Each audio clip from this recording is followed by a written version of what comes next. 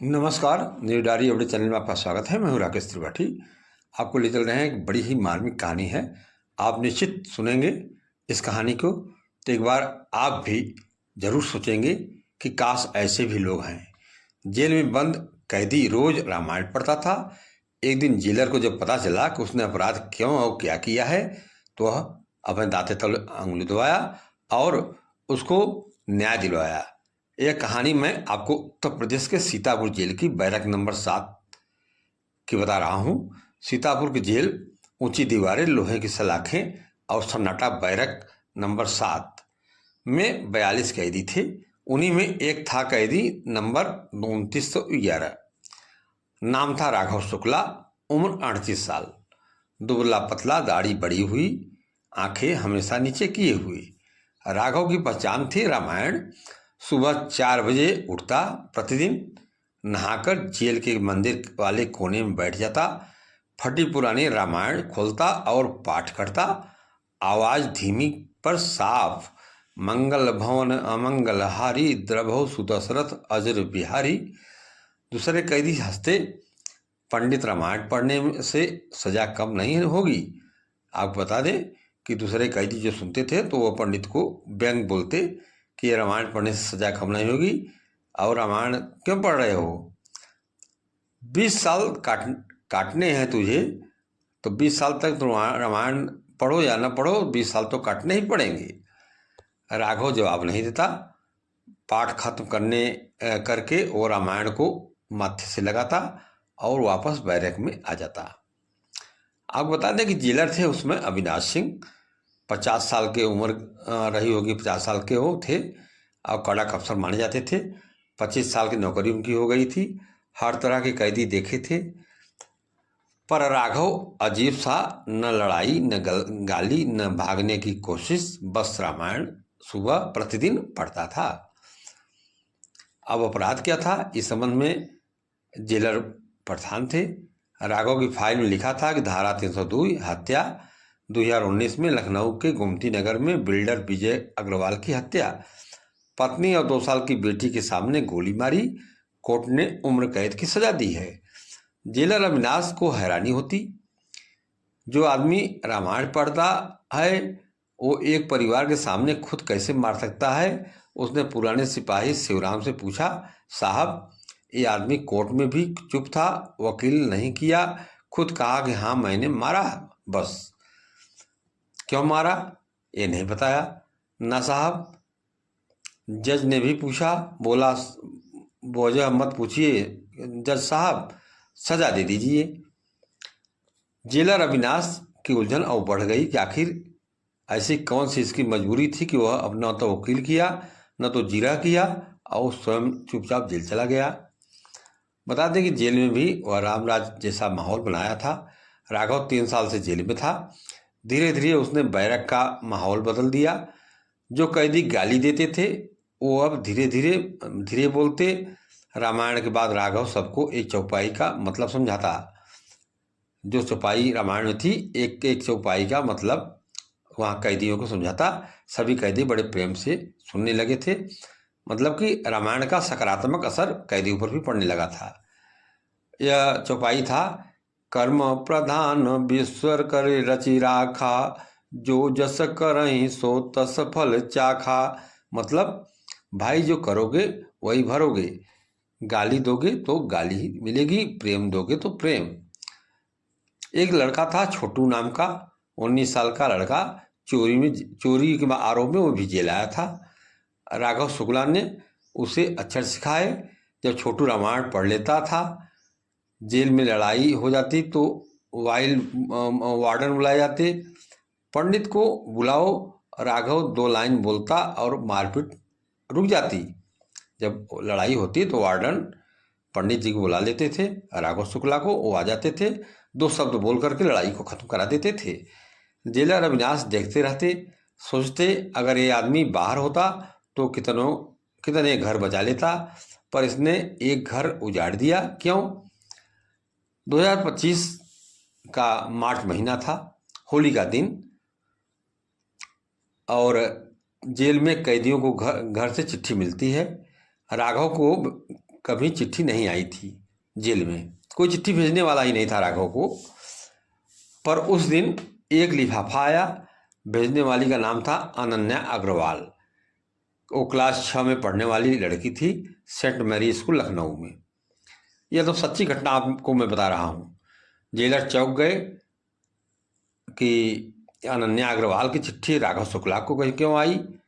वो विजय अग्रवाल की बेटी थी, जिस विजय अग्रवाल को राघव ने मारा था गोली, उन्हीं की बेटी ने पत्र भेजा था। बता दें कि नियम था कि जेलर चिट्ठी पढ़कर देते हैं।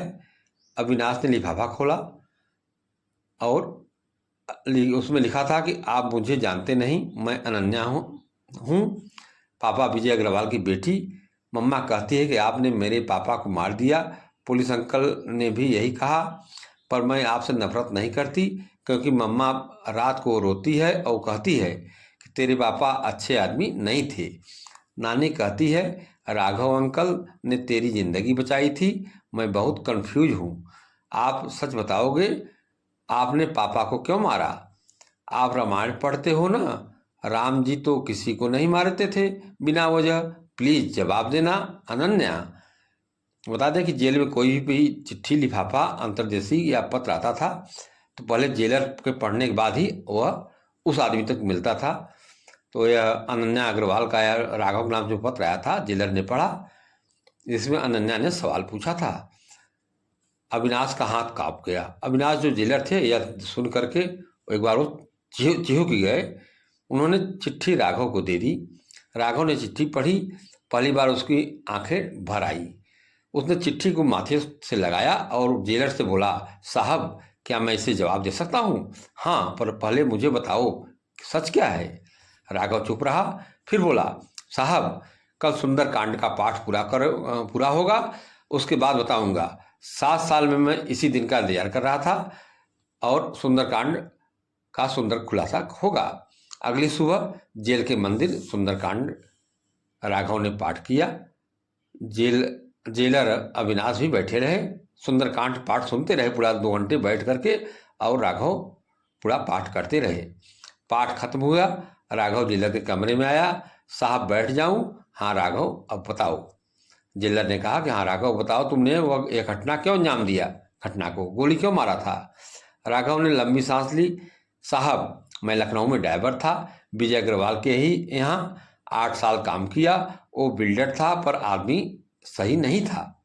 मतलब साहब विजय अग्रवाल की बीवी यानी मिसेज कविता बहुत शरीफ थी, बेटी अनन्या तब 2 साल की थी, पर विजय शराब पीकर दोनों को मारता था। विजय मतलब कि जो विजय अग्रवाल को जिसने गोली मारा था, जिसको राघव उसी को बता रहा है कि विजय शराब पीकर दोनों को मारता था। कई बार मैंने बीच बचाव किया, नौकरी जाने का डर था, पर चुप नहीं रह पाया और मैं बचाता था उस माँ बेटी को। फिर एक दिन 5 मार्च 2019 होली का दिन था। विजय अग्रवाल नशे में था। कविता मैडम ने तलाक मांगा। कविता मैडम ने उस दिन तलाक मांगा, वह उब गई थी उसके साथ रहते हुए। विजय अग्रवाल ने कहा कि तलाक दे दूंगा, पर पहले तुझे और तेरी बेटी को जान से मारूंगा, इंश्योरेंस का पैसा मिलेगा। राघव की आवाज़ भर्रा गई। उसने पिस्तौल निकाली। अब मैडम डर कर कमरे में भागी। उसने मतलब विजय अग्रवाल ने पिस्तौल निकाली मैडम को मारने के लिए कविता को, और कविता डर कर कमरे में भागी। अनन्या 2 साल की थी, वो पालने में सो रही थी। विजय पालने की तरफ बढ़ा, बोला पहले इसे निपटाता हूँ। मैं किचन में था, बकौल राघव ने बताया। मैं किचन में था, सब सुन रहा था, मेरे पास कुछ नहीं था। विजय अग्रवाल ने टिगर पर अंगुली रखी, पिस्टल के टिगर पर, और साहब उस वक्त मुझे रामायण की वो लाइन याद आई कि परहित सरिस धर्म नहीं भाई, पर पीड़ा सम नहीं अधिमाई। दूसरों की भलाई से बड़ा धर्म नहीं और दूसरों को दुख देने से बड़ा पाप नहीं। मैं दौड़ा, गेट के पास विजय अग्रवाल की लाइसेंसी रिवॉल्वर पड़ी थी। मैंने उठाई, वार्निंग दी कि साहब रुक जाओ, बच्ची को मत मारो। वो हंसा और कहा, तुम ड्राइवर हो, मुझे रोकेगा? तुम मेरा ड्राइवर होकर मुझे रोकेगा? उसने पालने पर गोली चला दी। राघव ने बताया कि चुप हो गया। फिर उस जेलर ने पूछा कि फिर मैंने गोली चला दी साहब? राघव ने कहा फिर मैंने गोली चला दी। एक गोली सीधे छाती में विजय अग्रवाल को लगी, वहीं गिर गया। अनन्या बच गई थी, क्योंकि पालने पर गोली बगल से निकल गई थी। अनन्या की गोली नहीं लगी, विजय अग्रवाल की।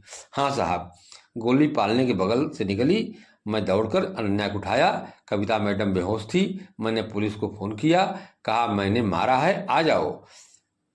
कोर्ट में चुप्पी क्यों? जब जेलर ने पूछा जब आपने मारा था तो कोर्ट में चुप्पी क्यों, बताया कि नहीं? तो राघव से कहा तुमने कोर्ट में ये सब क्यों नहीं बताया? सेल्फ डिफेंस था, सजा कम हो जाती। राघव हंसा, फीकी हंसी। कहता जेलर साहब, कविता मैडम की हालत खराब थी। पुलिस ने उनसे पूछा तो वो डर गई। विजय का परिवार बहुत पावरफुल था। उसने कहा अगर मैं गवाही दूंगी तो ये लोग मेरी और बेटी को मार देंगे। मैंने मैडम से कहा आप चुप रहो, अनन्या को बड़ा करना है, मैं संभाल लूंगा।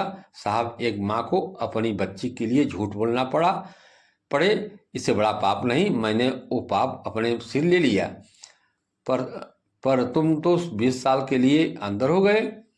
यह बात जेलर ने कहा कि तुमने तो इतना बड़ा घटना के बाद आपने बचाव किया, और बचाव के बाद भी आपने अपनी बात सही नहीं किया, और सेल्फ डिफेंस में आप बच जाते, कम या सज़ा कम हो जाती। लेकिन अब तो आप 20 साल के लिए जेल चले गए, जेल के अंदर हो गए हो, जेलर ने कहा। तो राघव ने कहा साहब, बाहर रह कर मैं भी कौन सा आज़ाद था। हर रात सोचता काश 2 सेकंड पहले पहुंच जाता तो गोली ही नहीं चलती। जेल में कम से कम राम जी के पास हूँ। जेलर अविनाश सन्न रह गए पूरी बात सुनकर।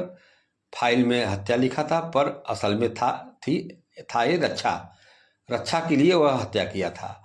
उन्होंने एसपी साहब को फ़ोन किया। उन्होंने मतलब जेलर साहब ने एसपी को फ़ोन किया वहाँ के, और कहा कि सर केस रीओपन हो सकता है क्या? अविनाश ने कहा कि 7 साल हो गए हैं, कोर्ट का फैसला है, अब क्या हो सकता है?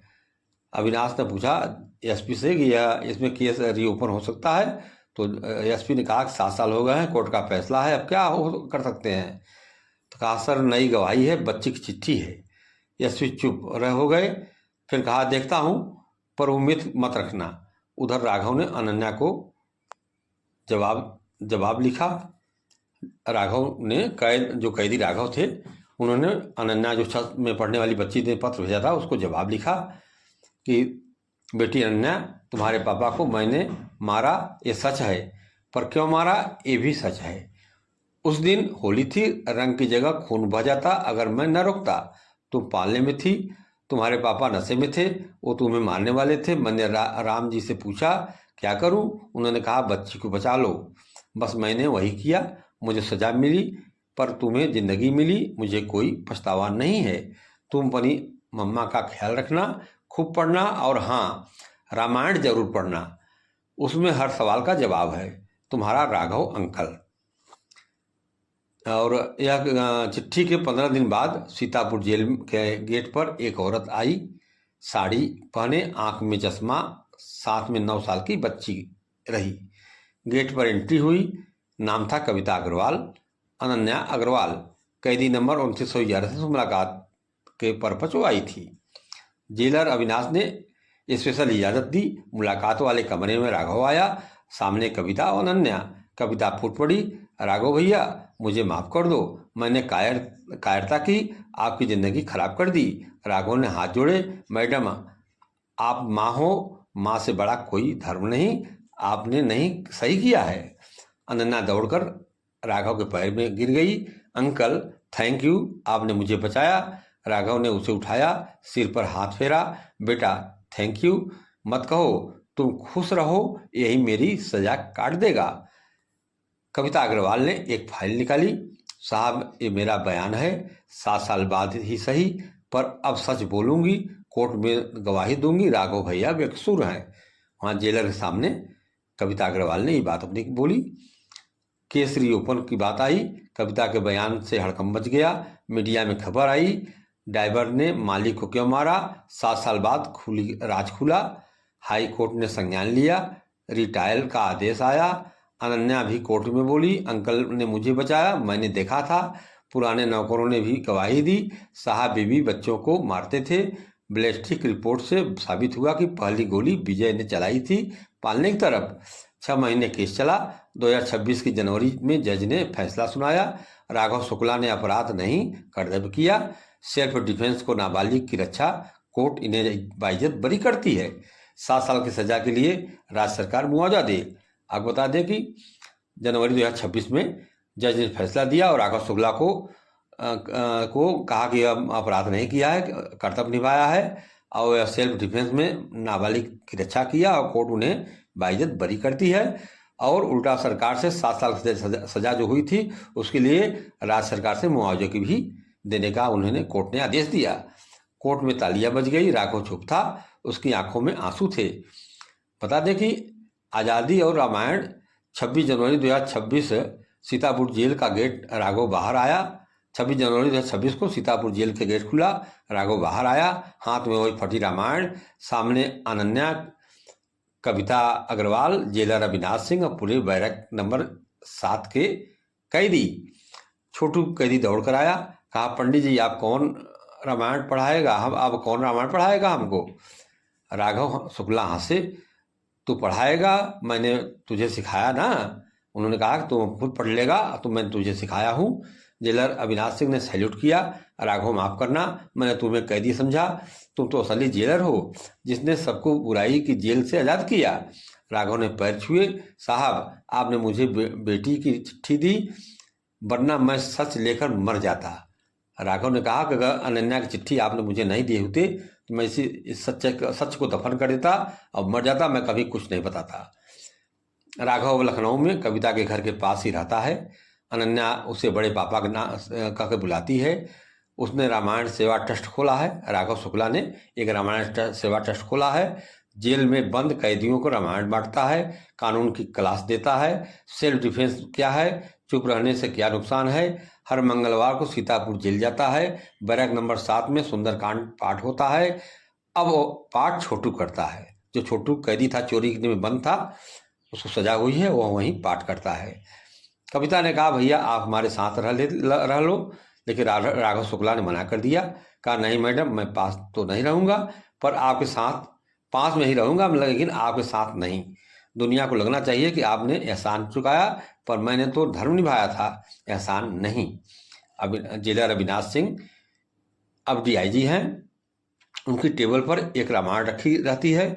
उस पर राघव ने लिखा है, साहब वर्दी का रंग खाकी है पर काम राम जी वाला है, सही को सही कहने से मत डरना। जेलर अविनाश नए जेलरों को ट्रेनिंग देते हैं। अब पहला लेसन, हर कैदी अपराधी नहीं होता, कभी कभी वो राम होता है जिसे सीता बचाने के लिए रावण को मारना पड़ा। फर्क बस इतना है, त्रेता में राम को राज मिला, कलयुग में जेल। आखिरी चौपाई, राघव अब भी रोज रामायण पढ़ता है और वही चौपाई बोलता, अनन्या पास बैठ सुनती है। अब वो चौपाई आती है, कहती है परहित सरित धर्म नहीं भाई। अनन्या पूछती है बड़े पापा इसका मतलब क्या है। राघव उसके सिर पर हाथ फेरता है, बेटा मतलब यह है कि अगर किसी को जान बचाने के लिए तुम्हें सजा मिले तो सजा नहीं पूजा है, वो सजा नहीं वो पूजा है, क्योंकि आपने किसी का जान बचाया है। अनन्या मुस्कुराती है। खिड़की से सूरज की रोशनी राघव को रामायण पड़ती है। 7 साल जेल की दीवारों ने जो सोना छिपा रखा था वो दुनिया के सामने चमक रहा था, क्योंकि राघव वो नहीं जो कानून की किताब में लिखा था, अपराध वो है जो इंसानियत की किताब के खिलाफ हो। और राघव ने इंसानियत की किताब कभी बंद नहीं किया। रामायण ने पूरा उसके सच उगलवाया और रामायण पढ़ते पढ़ते वह जेल से बाहर आया और आज उसकी वो कद्र होती है। वो जाकर के कैदियों के बीच में रामायण बांटता है और सही बातें मार्गदर्शन करता है। रामायण के सहारे रामायण में जो चीज़ें लिखी हुई हैं उनके अर्थ को बताता है राघव कैदियों को, और कैदी सब सुनते हैं और सही रास्ते पर आने के लोगों को प्रेरित करते हैं। कहानी आपको कैसी लगी? कहानी अच्छी लगी तो इसे शेयर जरूर करें और अपना सुझाव भी दें। कमेंट में आकर के लाइक करें, सब्सक्राइब करें। नमस्कार।